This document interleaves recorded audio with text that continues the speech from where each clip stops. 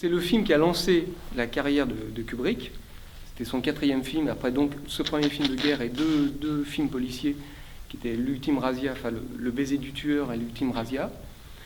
Et Kirk Douglas était vraiment très très motivé pour tourner ce film.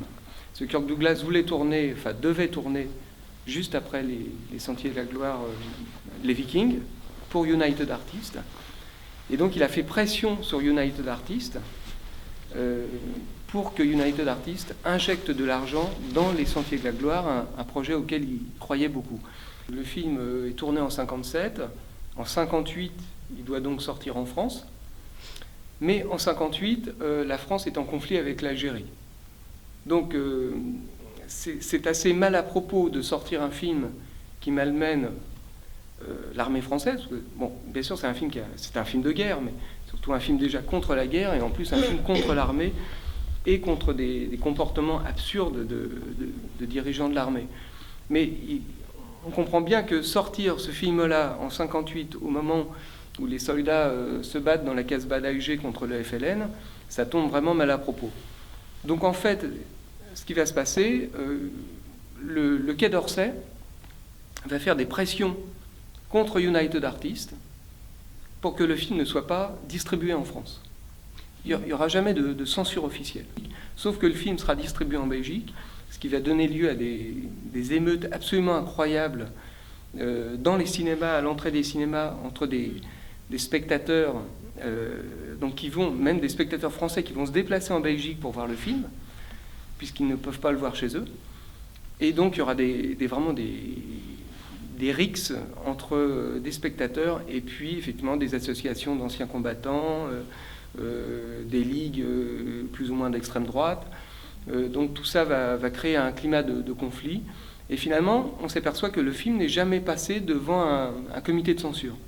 Le film n'est jamais passé officiellement devant un comité de censure. Donc il sortira 18 ans plus tard, en 1975, quand on considérera que les esprits se sont un peu apaisés. Il sortira d'ailleurs pendant l'été, pour en apaiser le moins possible. Mais il n'y aura jamais de censure officielle du film.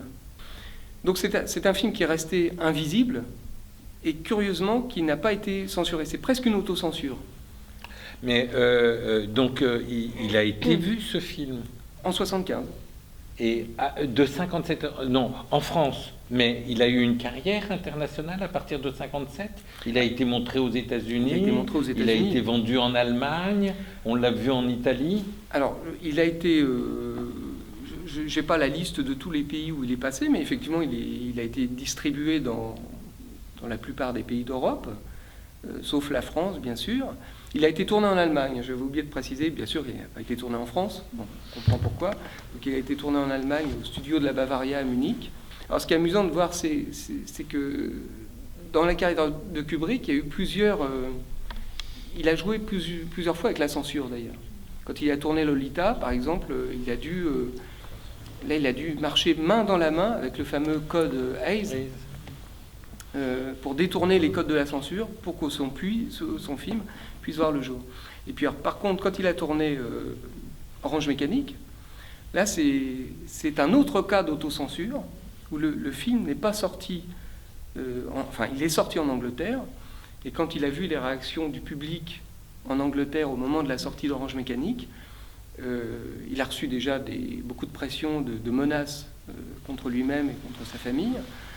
Il a reçu quand il a vu effectivement les faits divers assez sordides qu'engendrait la sortie du film, il a estimé que le public anglais de 71 n'était pas prêt à recevoir ce film. Donc il a lui-même demandé à la Warner de retirer le film de l'affiche.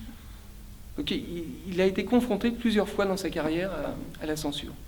Donc c'est un sénateur américain qui a établi un code de censure en 1930. Alors ce code de censure, pour l'anecdote, il a été rédigé par 2 ecclésiastiques, qui étaient un éditeur catholique et un prêtre jésuite, qui ont rédigé ce code. Et ce code a défini les lois de censure du cinéma de 1934 à 1966. Donc de 1934 à 1966, aux États-Unis, on va faire des films sous la coupe de ce code. Et alors ce code définit point par point tout ce qu'on peut voir, tout ce qu'on peut montrer ou ne pas montrer au cinéma. On arrive à des... Il faut lire ça dans le détail parce qu'on arrive à des summums d'absurdité absolument incroyables. Par exemple, alors bien sûr, il définit toutes les règles en matière de sexualité, bien sûr, de licence, de crime. Alors, par exemple, on n'a pas le droit de montrer un film qui a trait au crime en montrant par exemple la prostitution, ou le trafic de drogue, ou le trafic d'armes. Alors on en arrive à se dire mais qu'est-ce qu'on peut montrer dans un film noir puisque tout est interdit. Donc c'est là qu'on s'aperçoit qu'il y a des films qui ont été faits avec beaucoup d'imagination pour détourner ce fameux code de la censure